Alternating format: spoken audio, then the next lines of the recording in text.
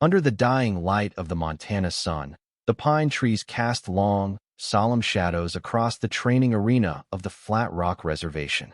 The air was dry and thick, a hush falling over the gathering as if nature itself held its breath.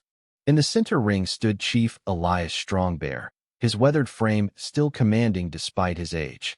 Strings of bone and turquoise hung from his neck, shimmering against the fading gold of the afternoon.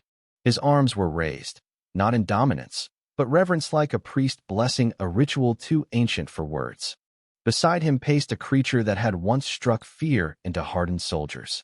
A German Shepherd obsidian black save for a bold white slash across his chest moved with tense, predatory grace. His eyes, glowing with something beyond rage, scanned the audience. Shadow, they called him. Not just a name, but a warning. He had served the military abroad, but came home with nightmares deeper than any handler could reach. 3 had tried. 2 were hospitalized. 1 still walked with a cane.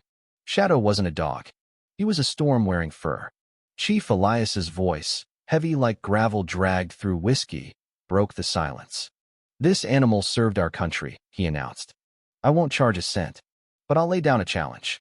You get 5 minutes. If you can make him follow your command, he's yours. But don't kid yourselves, this ain't just a dog. This is fury on 4 legs. The crowd stirred, unease threading through their collective breath. Whispers floated, like ghosts unsure if they should stay. They remembered last spring how Shadow had mauled a handler so badly his arm was nearly lost. And then, out of the crowd, a figure stepped forward. She moved like silence, given form, each footstep stirring dust, but never drawing sound. Combat boots, worn fatigues, a red bandana tied across her head, black hair coiled beneath it. She didn't speak, didn't flinch, just locked eyes with the beast. And something shifted. Shadow stopped pacing. He tilted his head, ears flicking. His muscles, coiled and ready to strike, loosened. The shift was small but unmistakable. Where there had been threat, now there was attention. Miss, this ain't wise, Elias called out, his tone turning from showman to concerned elder. That animal's got PTSD worse than most of our vets. Doesn't trust strangers. The woman didn't look at him. Her eyes stayed on Shadow. He's not a stranger to me, Chief Strongbear, she said. The use of his full name struck like a bell. The crowd hushed further. Some turned to look at Elias, whose brow furrowed. What's your name, he asked. Sergeant Maya Rainwater, she said. 75th Ranger Regiment, retired. Gasps stirred. That name Rainwater was more than a name. It was a memory Elias had buried under decades of tribal duty and silence. His voice faltered. That's impossible. Maya finally looked at him. Shadow's ID is K435. We served together in Agram. He pulled me out of a blast zone. Lost part of his ears saving my life. She paused. You knew who he was when you brought him here. Just like you knew who I was when my mother sent you that letter. 23 years ago. There it was. The wound. Elias's stomach tightened. He scanned her face-sharp cheekbones, a jawline set with familiar defiance. The crowd watched, sensing the drama deepening into something more intimate than they had expected. You're Sarah's daughter, he muttered.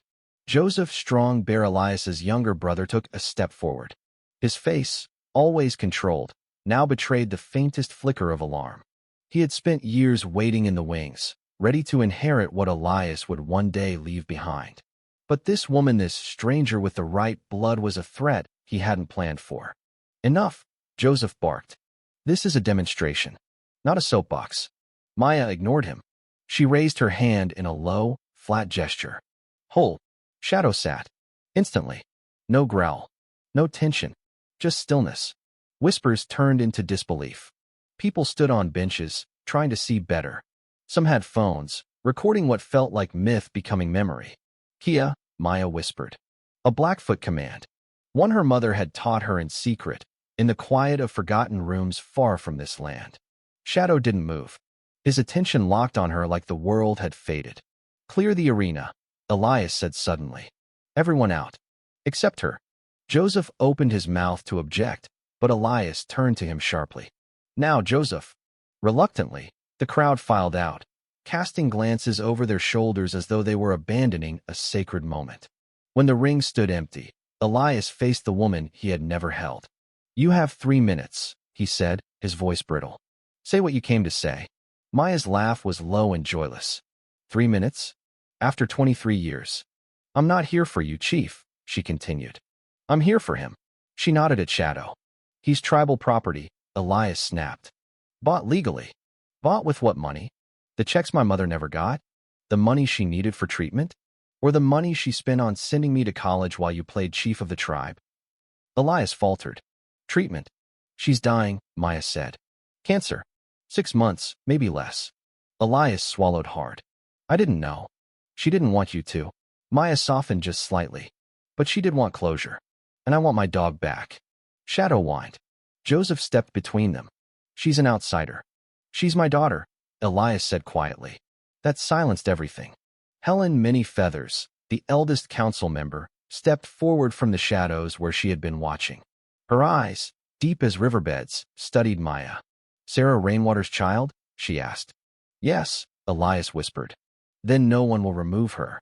She is of this land. Joseph stormed off, already calculating his next move.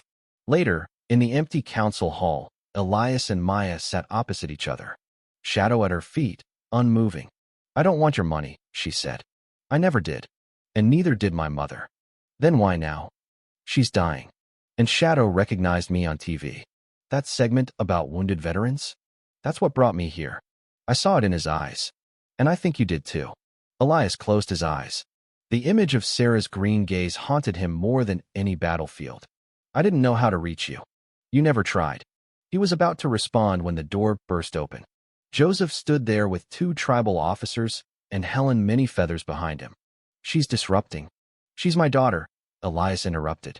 Helen stepped forward. Then she stays.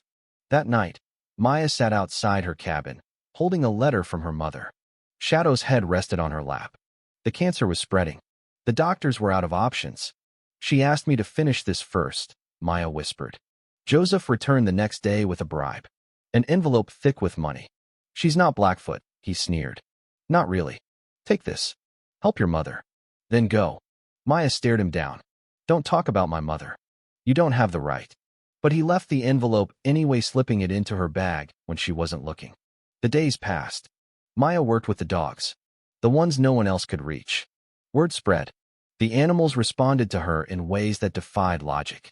Ben Red Elk, the senior trainer, pulled Elias aside. She's got the gift, he said. Her grandmother had it too, Elias whispered. Then the letter came. From Sarah. Her handwriting fragile. The cancer had accelerated. Maya needed to come now. Elias offered the clinic helicopter. They didn't see Joseph pull into the hospital parking lot after they landed. They didn't see him slide the envelope of cash back into Maya's bag. At Sarah's bedside, everything came undone. The past uncoiled like smoke. I read every letter, Sarah whispered. I never answered. But I kept them all. The journal told Maya everything. The love, the fear, the betrayal, and the forgiveness. As the machines beeped slower, Sarah reached for her daughter's hand. Promise me, she whispered. Try to find peace with him. For your sake, not his. I promise. And then she was gone. Thomas arrived 20 minutes too late. I'm sorry, Maya said. They sat in silence. Shadow lay between them. She wanted you to have this. Maya handed him a sealed letter. What did she say? She forgave you. And she was sorry, too. Then she added, quietly. She listed you as next of kin. Elias wept without sound. Then came the call. The council was meeting. Joseph was pushing for the casino vote. He claimed Elias had embezzled tribal funds. They've timed it for now, Elias said. They know I won't leave. You have to, Maya said. She would want you to fight. Helen and Ben Red Elk arrived.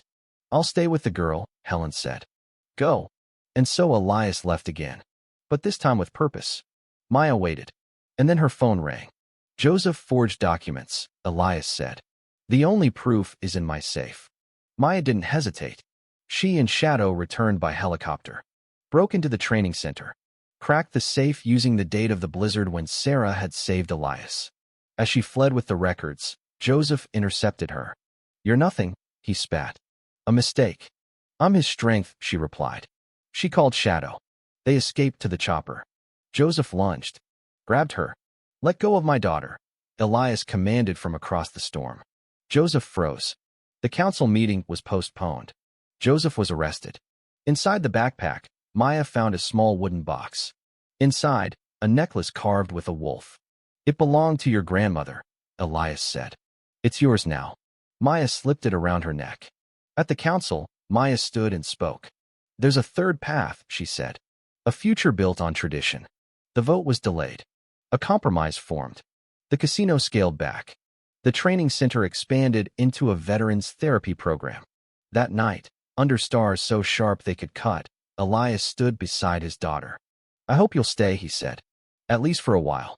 I can't promise forever, she said. But I'll try. They walked home. Father, daughter, and the dog who saved them both. Because sometimes, the past isn't something to bury. It's something to honor so the future can finally begin.